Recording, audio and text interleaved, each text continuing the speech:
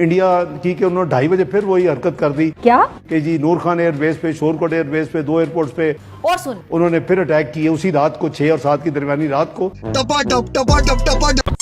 आसिम मुनीर एक मुल्क दुश्मन है। मैनू नोट बखा मेरा मूड बने। असीम मुनीर ने इस्लाम के साथ सबसे बड़ी गद्दारी की है। उम्मा की पीठ में उसने खंजर घोंपा है अमेरिका में जाके। मैनू नोट बखा मेरा मूड बने। कहंदी नार पलारी कमेंटेड पॉलिसी है। नेतन्याहू खुल के कह चुका है कि किसी मुसलमान मुल्क को एटमी ताकत नहीं रहने देंगे या बनने देंगे। डॉक्यूमेंटेड बात है ये। ईरान को उसने कहा था कि हम बनने नहीं देंगे, और पाकिस्तान को हमने किसी न किसी तरह तबाह करना है कि उसके पास ऑलरेडी है। हाथ फाड़ के नचा मेरा मूड बने।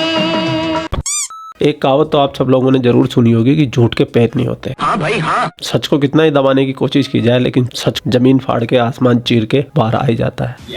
ये पाकिस्तानी ऑपरेशन सिंदूर के समय चीख चीख के कह रहे थे हमने 6 प्लेन गिरा दिए, 7 गिरा दिए, 8 गिरा दिए। पूरी दुनिया में अपना झूठा नैरेटिव चलाने की कोशिश की, लेकिन सच तो सच है। धीरे धीरे करके सही, लेकिन जो वहां पे आ रहा है। और प्राइम मिनिस्टर ने ऑथराइज किया आर्म फोर्सेस को, डिटेल तय हो गई कि हमने क्या रोल आउट करना है, और वो हमने 4 बजे के बाद शुरू किया। ये उनकी फिर एक बदकिस्मती मैं कहूँगा इंडिया की कि उन्होंने 2:30 बजे फिर वही हरकत कर दी कि जी नूर खान एयरबेस पे, शोरकोट एयरबेस पे, 2 एयरपोर्ट्स पे उन्होंने फिर अटैक किए उसी रात को, 6 और 7 की दरमियानी रात को। तो वो उन्होंने जो कोशिश की, तो उसके बाद बाय द वे उसके बाद विद इन 45 मिनट्स मुझे सऊदी प्रिंस फैसल साहब का फोन आया, और उन्होंने मुझे वही बात की कि ब्रदर आई जस्ट अंडरस्टूड कि जी आपकी बात हुई है रूबियो से, और अपना am I authorise to talk to Jaishankar also and convey के you are ready if they stop. I say yes brother you can.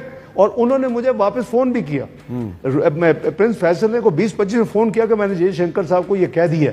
तो बात यह है कि अगर ये उन्होंने अपना किरदार अदा किया है और वो क्रेडिट लेते हैं, 13 दफा ले ले, 130 दफा ले लें, हमें उसको वेलकम करना चाहिए। और ये जिस मदद की बात कर रहा ना, उसके ऊपर आर्मी चीफ ने अभी हफ्ते 10 दिन पहले भी कहा था कि हमने फरिश्ते आते हुए देखे। तो कौन से फरिश्ते थे वो पता चल गया ना, यही फरिश्ते थे वो। और हमने अल्लाह की मदद आते हुए देखी, ऐसे तो नहीं होता है, महसूस की। वही अंसुरकुमुल्लाहु फला गालिब लकुम, हमने महसूस किया। पूरी तरीके से इस जंग के अंदर सऊदी अरेबिया ने पाकिस्तान का साथ दिया। मतलब पाकिस्तान को पिटता हुआ देख के उससे रहा नहीं गया कि ये हमारी इस्लामी उम्मा का छोटा सा चुमाई है, ये पिटना नहीं चाहिए। तो उन्होंने अपनी पूरी ताकत लगाई, अमेरिका को कन्विंस किया। अमेरिका वालों ने जयशंकर साहब को कन्विंस किया कि भैया मान जाइए, ज्यादा मत मारिए, आप ज्यादा मारोगे तो और रोएंगे ये। ऊपर से इनके घर में खाने को दाना भी नहीं है। तो पाकिस्तानियों के लिए फरिश्ते सऊदी अरब और अमेरिका बन के आए थे। इसका मतलब है इन लोगों में सेल्फ रिस्पेक्ट नाम की चीज ही कोई नहीं। तो इनकी हैसियत क्या है इन पाकिस्तानियों की, धीरे धीरे इन पाकिस्तानियों को पता चली जाएगी। लेकिन हमारे हिंदुस्तान की सरकार को भी अपने पीआर के अंदर थोड़ी सी इंप्रूवमेंट लाने की जरूरत है। दुनिया में अपना नैरेटिव बताने के लिए कुछ ना कुछ मोदी सरकार को एग्रेसिव होना पड़ेगा, क्योंकि जो तुम अच्छा काम करते हो वो भी दुनिया को नहीं पता चलता। तुम किसी को मार के आते हो वो भी पता नहीं चलता,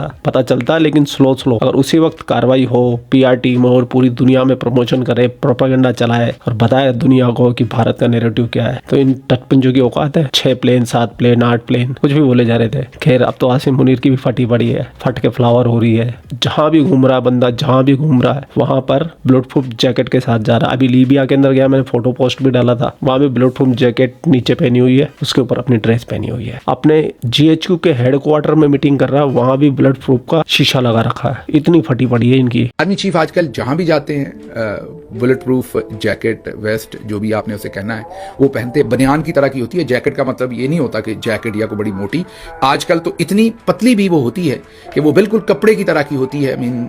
आप ये स्वेटर जितनी मोटी या उससे भी कम मोटी बुलेट प्रूफ जो जैकेट्स है अच्छी बनी हुई वो होती हैं, जिनके अंदर से गोली जो है वो नहीं गुजरती। तो आजकल फील्ड मार्शल हर जगह तकरीबन वो पहन रहे हैं। बैरून मुल्क भी पहनी हुई थी। अभी उनको जब मेडल मिल रहा था सऊदी अरब में, तो किसी ने ये एनालिसिस किया हुआ है, जाहिर है किसी बड़े एक्सपर्ट बंदे ने किया होगा जिस तरीके से किया है। तो उनका एनालिसिस ये कि उन्होंने ये सऊदी अरब में भी पहनी हुई थी, फिर लीबिया में भी लोगों ने ऐसे ही एनालिसिस किया हुआ था। अब ये एक फुटेज आई है सामने, ये शायद जीएचक्यू के अंदर की, अब मुझे नहीं पता, मैं पहले वाजे कर दूं। अब ये होता है कई दफ़ा एआई से बना देते हैं फुटेज, कई दफ़ा ये भी कर देते हैं, ये मैं डिस्क्लेमर दे रहा हूं कि फुटेज एक कहीं और की होती है, दूसरी कहीं और से जोड़ देते हैं। लेकिन ये फुटेज चल रही है और हमारे जरा ये क्लेम कर रहे हैं कि ये पाकिस्तानी मीडिया को जारी की गई है बाकायदा फुटेज। तो अब अगर ये वाकई जारी की गई है तो फिर तो ये GHQ के अंदर की, तो इसमें भी आप देख सकते हैं कि सामने उनके बुलेट प्रूफ ग्लास लगा हुआ है। अब अगर बुलेट प्रूफ शीशे के पीछे वो GHQ के अंदर बैठ के भी तकरीर कर रहे हैं तो फिर तो मामला बहुत ही नाजुक है और इतनी बड़ी ही आप ये कहिए कि बहुत ही स्पेसिफिक क्लासिफाइड किस्म की मीटिंग जिसमें को बहुत सारे लोग नहीं हैं। तो अगर ये फुटेज दुरुस्त है तो मैं फिर इसमें बहुत डिस्क्लेमर दे रहा हूं, अगर ये फुटेज दुरुस्त है तो फिर तो बहुत ही मामला दिगरगू है। इसका मतलब है कि फील्ड मार्शल बहुत ही सख्त प्रेशर में है बाहर की बुलेट प्रूफ की, क्योंकि इनकी बॉडी सारे लोग जानते कि इज प्रिटी लीन। आप जाहिर है कि उन पर हम दिन रात क्रिटिसाइज करते हैं, लेकिन physically he is fit, he is pretty lean. तो इनकी ये जो बल्जेस निकले हुए हैं, ये सब कुछ जो है ये वाज़ेह तौर पर बताता है कि इन्होंने यूनिफॉर्म के नीचे बुलेट प्रूफ जो है वो शायद पहन रखी है। अब भाई पहले तो फरिश्ते आ गए थे, अब पता नहीं किधर से कोई फरिश्ता आ जाए और आसिम मुनीर को साथ ले जाए। वो फौज जो दुनिया की नंबर 1 आर्मी है। ये डरपोक और बुज़दिल आर्मी तो पहले से ही है। 1971 में साबित हो चुका कि 93,000 सैनिकों ने एक साथ सरेंडर किया। ये पूरी दुनिया की हिस्ट्री का सबसे बड़ा सरेंडर था। सबसे शर्मनाक चांटा इन पाकिस्तानियों के मुंह पे था, लेकिन ये तो बेशरम है, मानते भी नहीं है। एटमी रियासत अल्हम्दुलिल्लाह। कोई इनके मुंह पे थूक देना तो ऐसे बोलते बारिश हो रही है। ये तो इनका हाल है। और आसिम मुनीर की पैंट गीली करने के लिए हमारे जयशंकर साहब जी ने मोर्चा संभाल लिया और जयशंकर जी ने एक बार फिर रिपीट किया है कि POK लेना हमारी सबसे बड़ी प्राथमिकता है। आप भी सुने।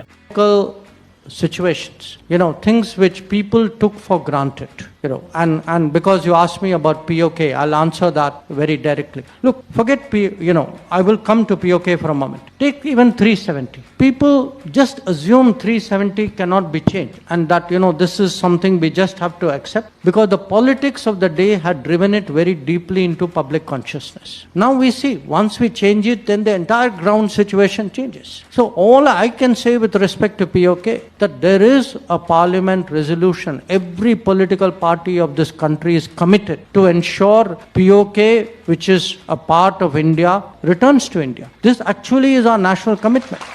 But I do want to say one thing.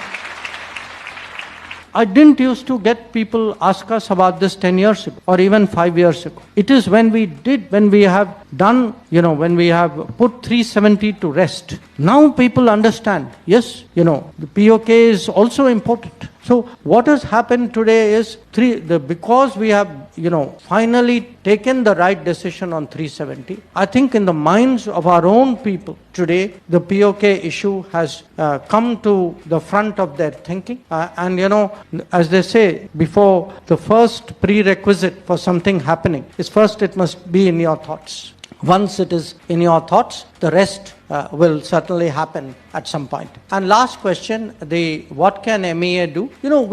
What we do is we have programs of internships. We try also in different ways to interact much more with campuses, to work with students, faculties, ensure that. मैं तो कहता हूँ sir, आप सिर्फ POK की जमीन लीजिए, वो जो लोग हैं पाकिस्तान के, उनको पाकिस्तान में भिजवा देना, चाहे लाहौर में, कराची में, कहीं ना कहीं भिजवा देना। सिर्फ जो हमारा लैंड है वो वापस रिकवर करना, कोशिश ये करना। बाकी आप मुझसे बेहतर जानते हैं। बहुत तेज हो रहा है। खैर, पूरा वीडियो आप लोगों ने देख लिया। वीडियो देखने के बाद आपकी क्या राय है? कमेंट सेक्शन आपका, आप भी कमेंट करके अपनी राय रख सकते हैं। जय हिंद, वंदे मातरम, जय श्री राम, जय श्री राम, जय श्री राम।